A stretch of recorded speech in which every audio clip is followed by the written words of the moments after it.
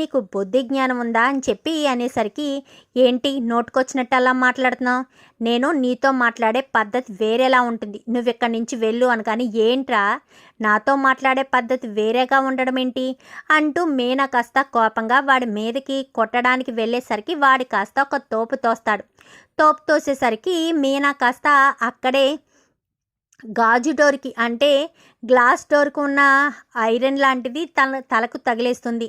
తలకు తగిలేసి రక్తం కారుతున్నా కానీ చూసుకోకుండా మళ్ళీ వెళ్ళబోయేసరికి మళ్ళీ వాడు తోసేయడంతో బాలు పట్టుకుంటాడు.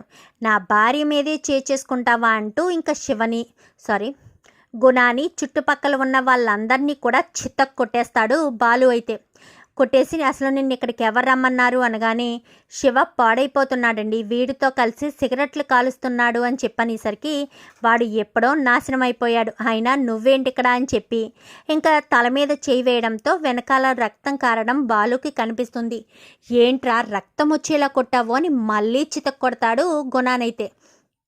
కొట్టేసేసరికి ఇంకా నా జోలికి కానీ నా భార్య జోలికి కానీ వస్తే మర్యాదగా ఉండదని వార్నింగ్ ఇచ్చి మీనాని తీసుకుని నేరుగా హాస్పిటల్కి వెళ్తాడు. ఎందుకంటే బాలుకి మీనా అక్కడికి వెళ్ళిందన్న విషయం పార్వతి ఫోన్ చేసి బాలుకి చెప్తుంది. బాలు అందుకే ఆ సమయానికి అక్కడికి వస్తాడు. పార్వతి ఫోన్ చేస్తుంది మీనా ఫోన్కి. అయితే అప్పుడే తలకి కట్టు కట్టి డాక్టర్ గారు పిలుస్తున్నారంటూ నర్సు మీనాని తీసుకువెళ్ళేసరికి ఫోన్ చేయడం చూసి మీనా ఫోన్కి ఫోన్ చేసేసరికి ఫోన్ కాస్త తీసుకుని బాలు లిఫ్ట్ చేస్తాడు.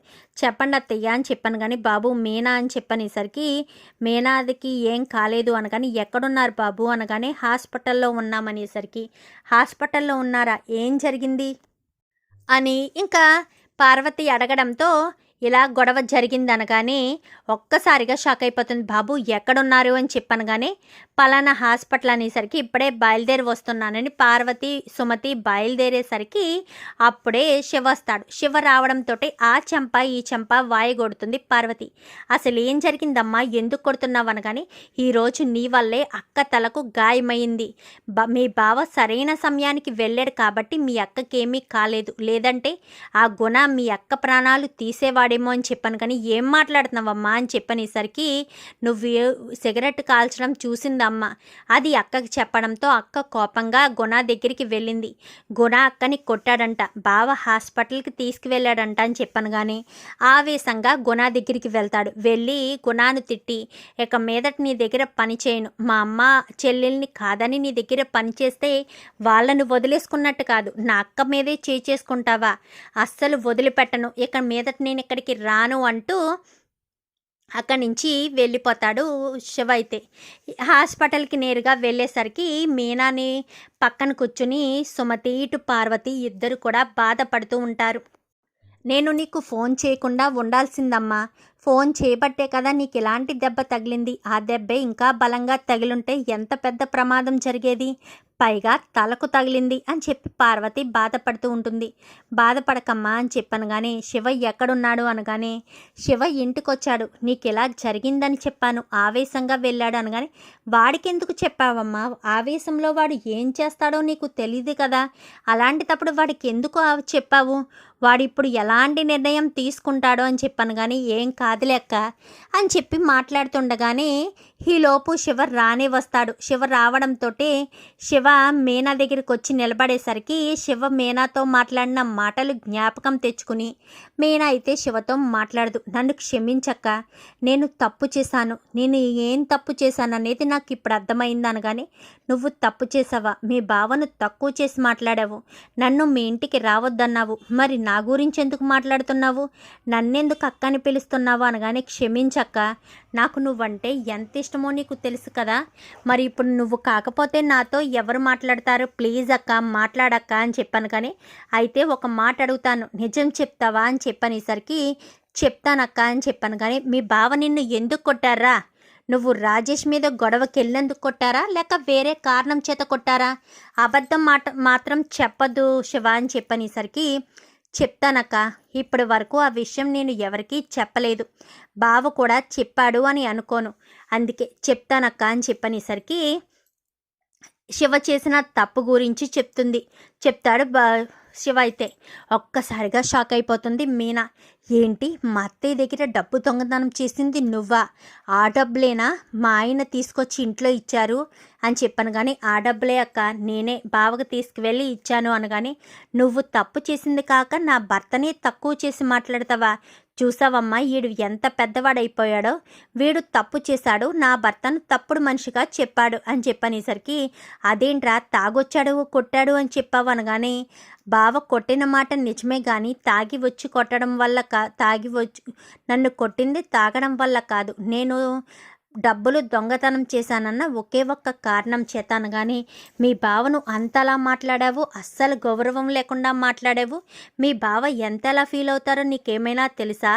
నువ్వు టూర్కి వెళ్ళాల్సినప్పుడు మేము ఇంట్లో వాళ్ళం వద్దని చెప్పినా మీ బావ తన ఈఎంఐ డబ్బులు కూడా కట్టుకోకుండా నీకు ఇచ్చి నీ సంతోషం కోసం టూర్కి పంపించారు. అలాంటి మనిషిన నువ్వు ఎదిరించి మాట్లాడావు, ఎదిరించి మాట్లాడి విలువ లేకుండా మాట్లాడి ఆయన మనసున బాధ పెట్టావు అంటూ మాట్లాడేసరికి, తప్పు చేశానక్క, నేను ఏం తప్పు చేశానో ఇప్పుడు తెలుసుకున్నాను అని చెప్పనేసరికి, ఈలోపు బాలు టాబ్లెట్లు తీసుకుని రానే వస్తాడు. ఇదిగో మీనా ఈ జ్యూస్ తాగు అని చెప్పాను కానీ నాకు ఇప్పుడు ఏమీ వద్దండి అనగానే, తాగు నీరసం వస్తుంది, తలకు దెబ్బ తగిలింది కదా అని చెప్పనేసరికి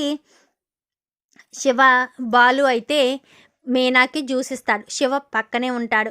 బావా అంటూ కాళ్ళు పట్టుకుంటాడు. నన్ను క్షమించు బావా, నీ పట్ల నేను చాలా పెద్ద పొరపాటు చేశాను. నువ్వు నా మంచి కోసం చెప్తున్నా కానీ నేను తల పొగరుతో నీకు సమాధానం అలా చెప్పాను. నేను ఏం తప్పు చేశానో నాకు ఇప్పుడు అర్థమైంది. ఈరోజు అక్కకు ఇలా తలకు దెబ్బ తగలడానికి కారణం నేనే కదా, నా వల్లే కదా అక్కకు దెబ్బ తగిలింది. నన్ను క్షమించు బావా, నేను ఇంకెప్పుడూ తప్పు చేయను. ఆ గుణ దగ్గర కూడా ఇంకెప్పుడూ పని చేయను. శ్రద్ధగా చదువుకుంటాను, బుద్ధిగా నువ్వు చెప్పినట్టే చదువుకుంటాను. నన్ను క్షమించు బావా అని చెప్పి ఇంకా బాలు కాళ్ళు పట్టుకుని క్షమాపణ అడుగుతాడు. నేను నిన్ను కొట్టింది ₹1,00,000 దొంగతనం చేసినందుకు కాదు, నువ్వు దొంగతనం చేసినా అది తప్పు అని నువ్వు తెలుసుకోలేకపోయినందుకు.